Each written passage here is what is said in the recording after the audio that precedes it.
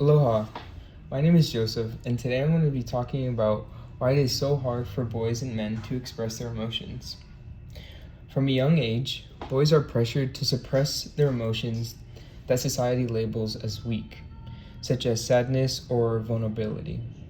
Instead, they are often encouraged, whether directly or indirectly, to replace those emotions with anger.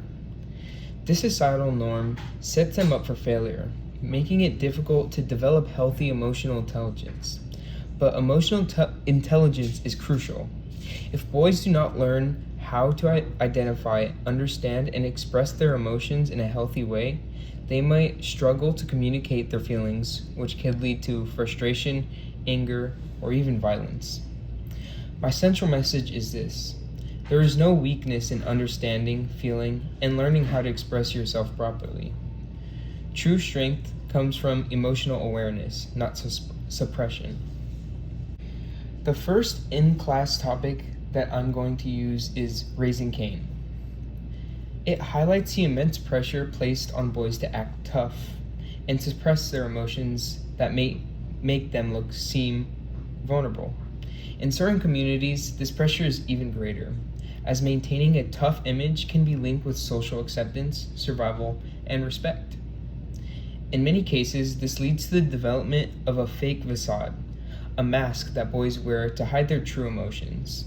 Unfortunately, instead of being discouraged, this behavior is often rewarded. Boys who act tough may be praised for being manly or strong, while those who express sadness and vulnerability may be teased or seen as weak.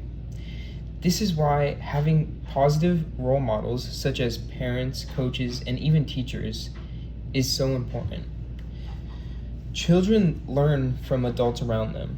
If boys see emotional, intelligent men in their lives, men who express feelings in a healthy way, they'll more likely do the same. The next example I want to discuss is from John Taylor Gatto's The 7 Lesson School Teacher. In this text, Gatto describes the 7 hidden lessons that school teachers teach students: confusion, class position, intellectual dependency, emotional dependency, provisional self-esteem, and the idea that no one can hide. These lessons reinforce strict structures that do not allow for emotional growth, making it even harder for boys to express themselves.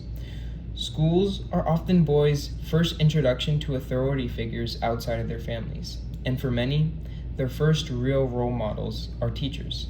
However, instead of learning emotional intelligence, boys are often taught that their worth is tied to their performance, obedience, and competition. They're expected to conform, not express. And the boys who are already struggling with emotional suppression, the school system only adds to their burden. The last in-class source I am using is from Lazar Polgar. Polgar makes a powerful point. The early years of a child's life, specifically from ages 3 to 6, are the most crucial for learning and development. During this period, children can absorb information at a rapid rate, and their potential for growth is at its highest. This is why parents should use this time not just for academic learning, but for teaching emotional intelligence. If children are taught from a young age how to recognize and express their emotions, they will develop a strong coping skills later in life. By simply introducing conversations about feelings, teaching kids why they feel a certain way and how to communicate their emotions in a healthy manner, parents can set their children up for a long-term emotional success. In conclusion, the societal expectation for boys to suppress their emotions is deeply ingrained, but it is also harmful. The pressure to appear tough starts at an early age, is reinforced by negative influences and role models, and is further intensified by the rigid structure of the school system. However, this cycle can be broken by promoting emotional intelligence from an early age, encouraging positive role models, and reshaping the way we view masculinity. We can help boys grow into men who are not afraid to express themselves. There is no weak in understanding, feeling, and learning how to express yourself. True strength lies in emotional awareness and the ability to communicate openly.